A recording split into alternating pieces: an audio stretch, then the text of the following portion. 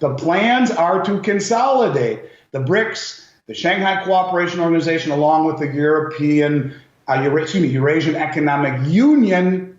You're talking a super group encapsulating north of 85% of human population. GDP and military might way bigger than ours, way bigger. And when you talk about pushback, well, let me push back a little bit here too. And if this happens, if indeed these groups do unite August 22nd, and I believe they will, because it's important to mention the entire membership of the Shanghai Cooperation Organization, including its dialogue partners, its associate members, will be attending the BRICS meeting. For many years now, there have been a lot of suppositions about the eventual rise and dominance of the East, upending the highly controversial rule of the West. As countries like China and India grew their economic, technological, and military strength and influence on the rest of the world, these assumptions became more widespread, though many naysayers continued to maintain that the West will always have the upper hand. Over the past year, with the sanctions against Russia and the increasing popularity of the BRICS alliance in almost all regions of the world, these assumptions are fast gaining popularity and a lot of legitimacy. According to popular precious metals analyst and stacker Andy Schectman, the rise of the BRICS alliance is not only going to upend the dollar's status as the world's reserve currency, it is also going to mark the end of the dominance of the West and the rise of the global East. During a recent interview with Liberty and Finance, the Miles Franklin president counters some of the points people have raised about the infallibility of the United States, its Western allies, and the dollar. Policymakers like Treasury Secretary Janet Yellen have communicated their beliefs that the BRICS alliance, or its soon-to-be-announced gold-backed currency, will never threaten the United States or its superpower status. Schectman believes this is just normalcy bias and an attempt to save face and assure Americans that all is well. But Schectman says the threat is very real, and it will continue to grow stronger with every new country that signs up to join the alliance or any of the several Eastern and Asian corporations that Schectman believes are now going to consolidate into one giant union in a bid to challenge the proud, self-absorbed West. Before we listen to further analysis from Schectman, please take a little time to like this video, subscribe to the channel, and turn on the notifications bell for more videos. Thanks, and enjoy the video. The United States has done more to destroy itself over the last few years, in my humble opinion, than any of its foes could have ever done. Whether you're talking about, to me, during 2020, the obvious horrific thing was a virus. But to me, the most horrific thing was censorship, cancel culture, or now the obsession with transgenderism, or wealth inequality, or alarmism related to climate change, or the violence and the protests that and the defunding of the police that motivated me to leave Minneapolis almost 3 years ago, or the blatant political corruption that we see in this country, of all places, the land of the free, the home of the brave, where people will trudge miles, hundreds or thousands of miles on foot to find a better life, or raft across a stormy sea to find a better life in this country. And as I said before, liberty and justice for all. But is it really being applied equally? Is justice and liberty really being applied equally? You know, the full faith and credit in the United States government and the backing of the Saudis and OPEC pricing oil in dollars. Well, that's what makes the dollar, right? The full faith and credit. We are broke. We are insolvent. We are almost $200 trillion in debt. We are a banana republic by banana republic measurements. This is not the country that I grew up in, or you, and I don't care what people say.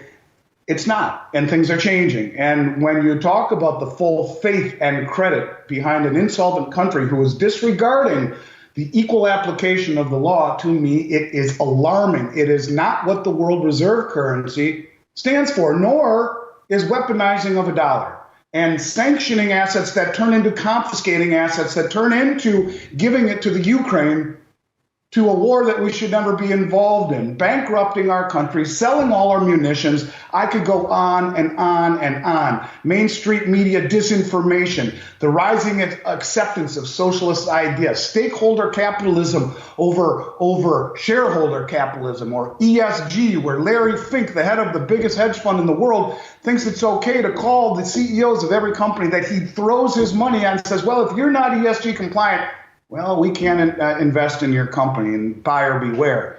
What I'm getting at is things are changing, not just out there with the BRICS. And those are changing too. But it's very important when some of the guests push back and they say, well, who's going to trust China? Who the hell trusts the U.S. anymore? And that is exactly what distributed ledger technology or blockchain and gold will represent if done properly.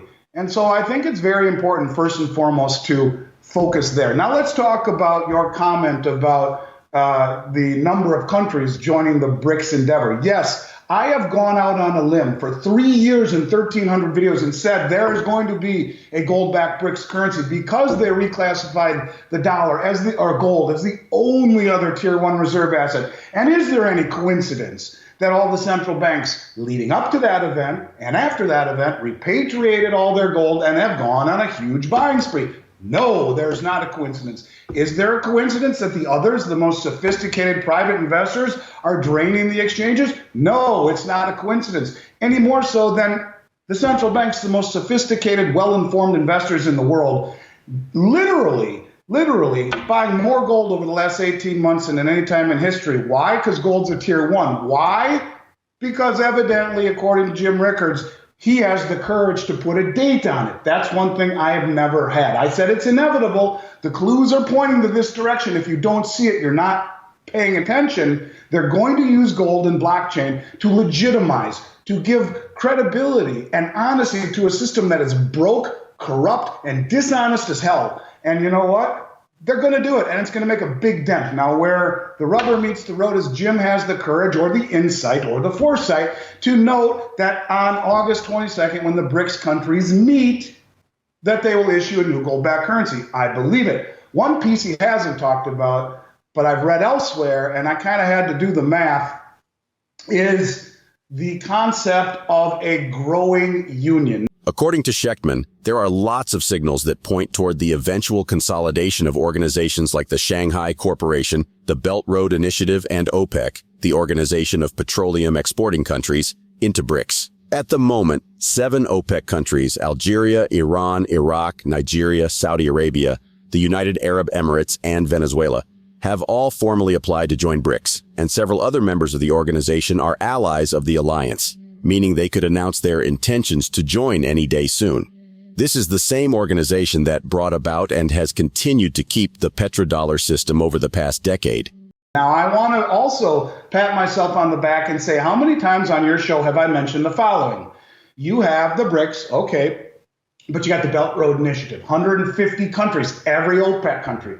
I've said that 1,000 times on your show. How about the Shanghai Cooperation Organization? I've said that 1,000 times.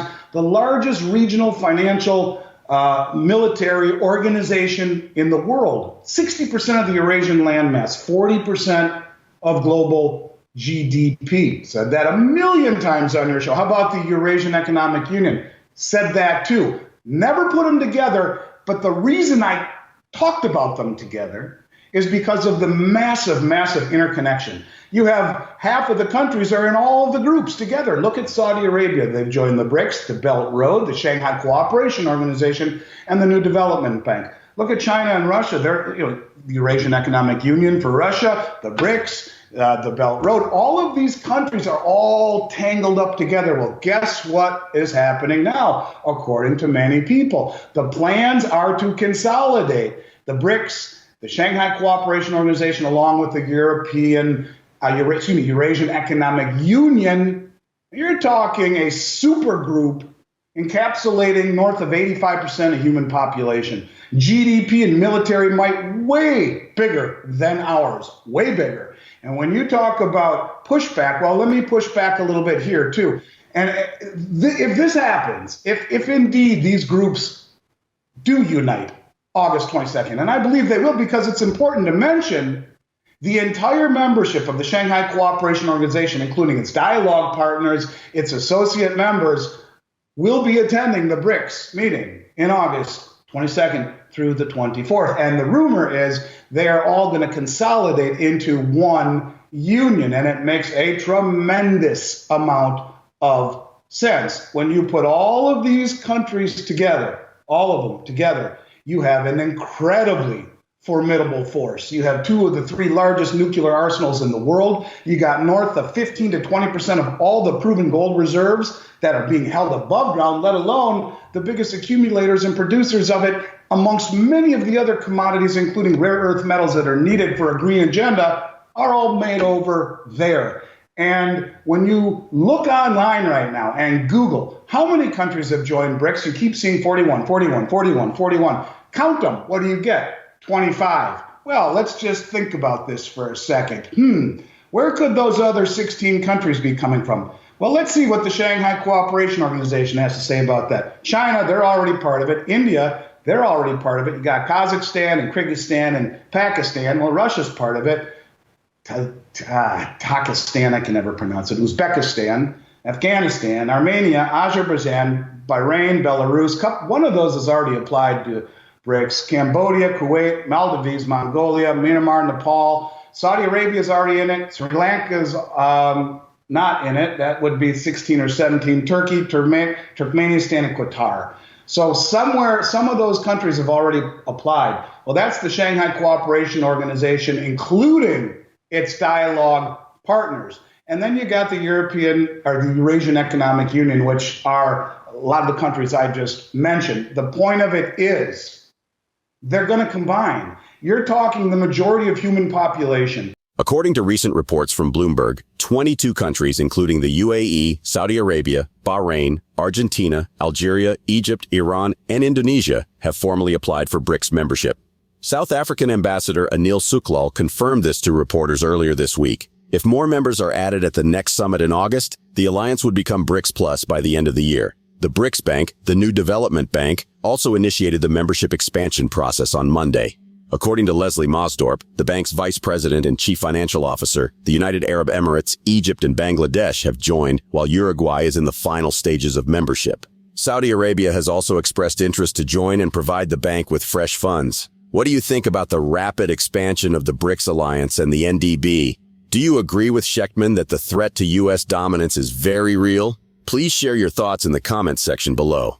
Also, ensure you like this video, subscribe to the channel, and turn on post notifications for more videos. Thanks for watching.